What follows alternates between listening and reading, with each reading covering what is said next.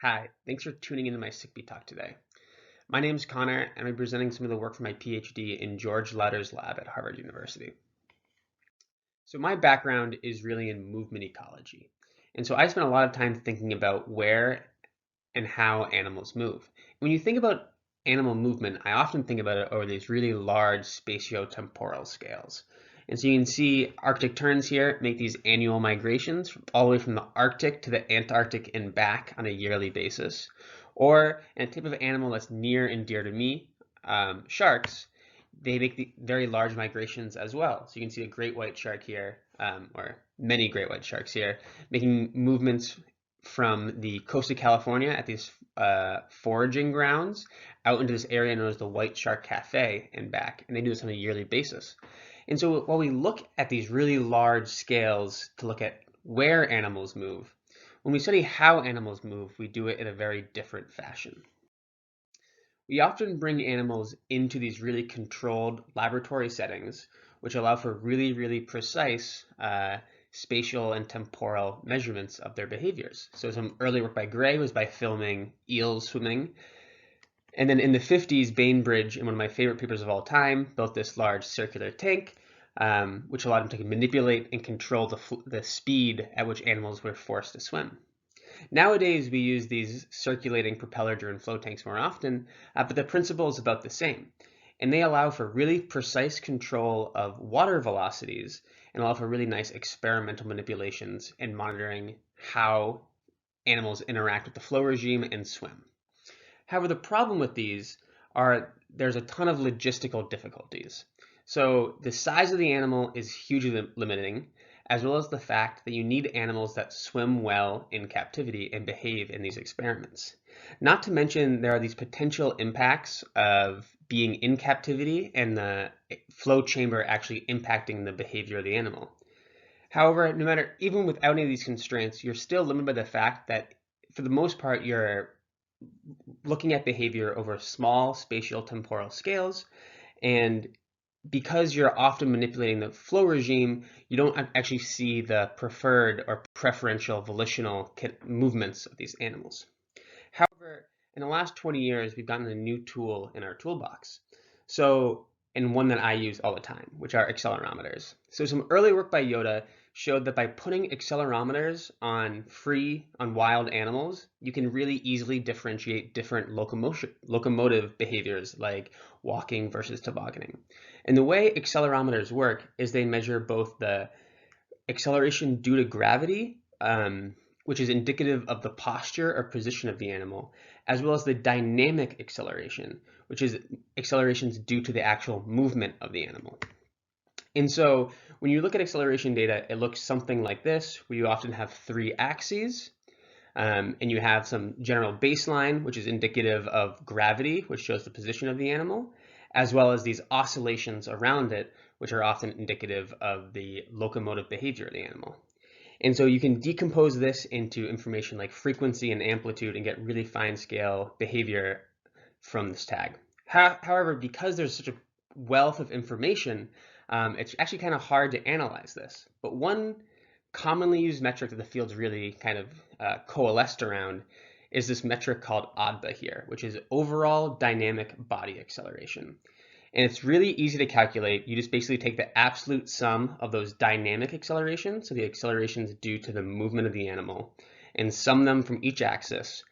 And it creates this really nice metric that's actually quite robust and really accurate across many different animals, and is really simple to calculate. And the reason why everyone uses it, in addition to it being easy to calculate, is the fact that it correlates well with oxygen consumption in these animals, or you can think about it as metabolic rate. And so it's a really good metric of metabolic rate. However, the downside of it is that it's also kind of inherently abstract, and it's really sensitive to placement on the animal, or as well as size of the animal. And so it's really each individual study or species or size of animal, it's really hard to compare their ODBA value and what that means, a difference in it. And so a lot of my work, I'm trying to think of ways that we can kind of bring some traditional kinematics back into this accelerometer field.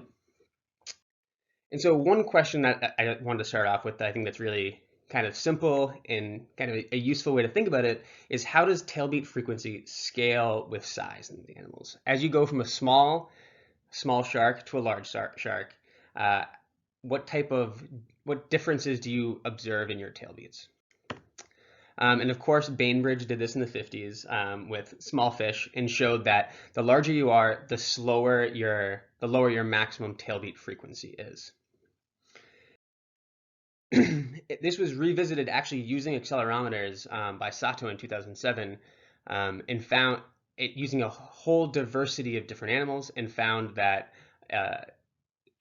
tailbeat frequency, or stroke frequency as they called it, scales with body mass to the negative about 0.3.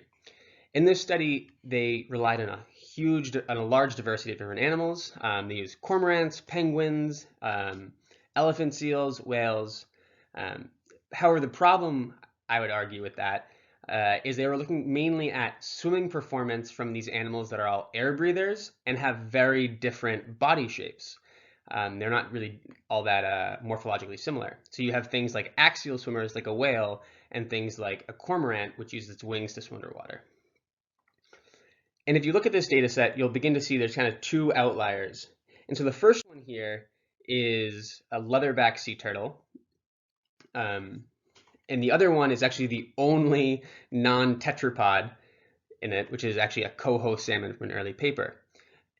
And because these were data sets for large deviations, they actually explained them away as saying these animals are potentially not optimal swimmers, which I think for a coho salmon would be a stretch in my mind, as they have to swim constantly. However, the other interesting thing to think about with these animals is that they're also the only two ectothermic animals in the data set.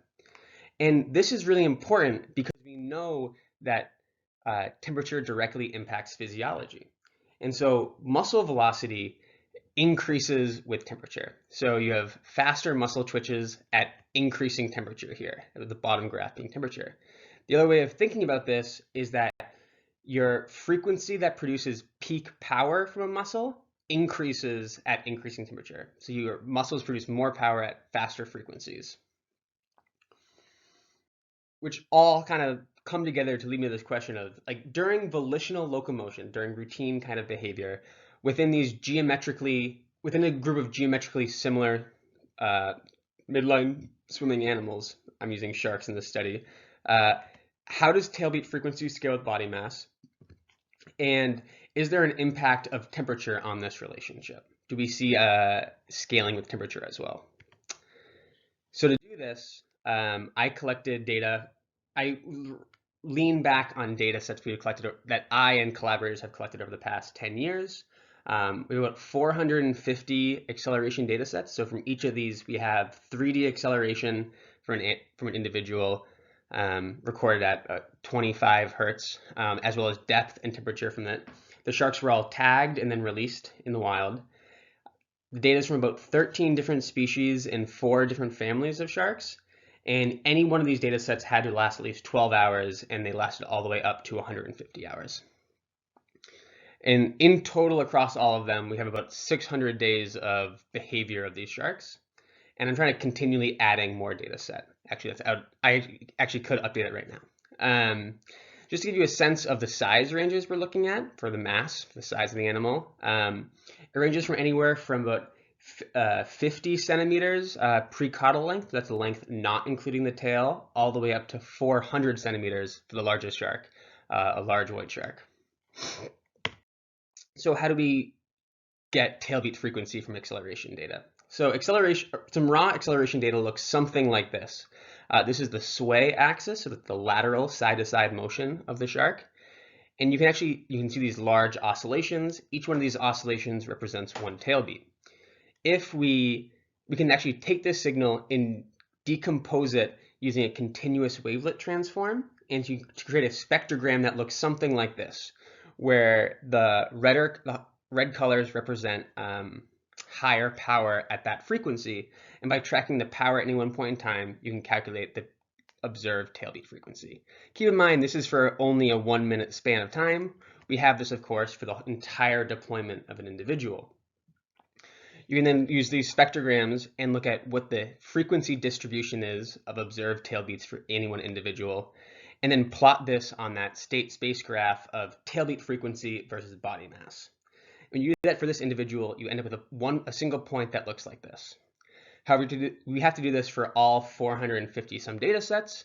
When you do that, you end up with a graph that looks like this, where you can initially see that there's a decreasing trend in tailbeat frequency over body size. And if you fit an allometric scaling relationship here, you'll see it scales to the mass to the negative 0.21, which is a little bit lower than was observed by Sato. However, you have to keep in mind that these are all wild sharks living in the wild environment, so they all experience different environmental conditions. So if we color code each one of these points, each one of these individual deployments by the environmental temperature that shark experienced, you can begin to see there is some separation by temperature. And if you fit an allometric scaling relationship through here, you'll see that tailbeat frequency scales with temperature to about the tailbeat frequency scales with temperature to about the 0.5, or you can think of it as period scales with temperature to the power of 2. And it didn't really change the scaling exponent for mass, which is about negative 0.2. If we compare these results to Sato, you'll see that all our data points fall significantly below their line, which I think is pretty interesting and shows that either it's a fish-based characteristic or it's a temperature-driven characteristic. And so just the next steps in this are really trying to add more species constantly. So larger species, smaller species, colder species, as well as begin to try and go beyond just this one metric of tailbeat frequency, begin to look at minimum and maximum frequencies that individuals display, as well as begin to try and tease out some intra and interspecific patterns between species and temperature, as well as investigate some impacts of vertical movements on their behavior. And with that, I would just have to say thank you for tuning into my talk, and I hope you enjoy any other talks you see today. Thanks.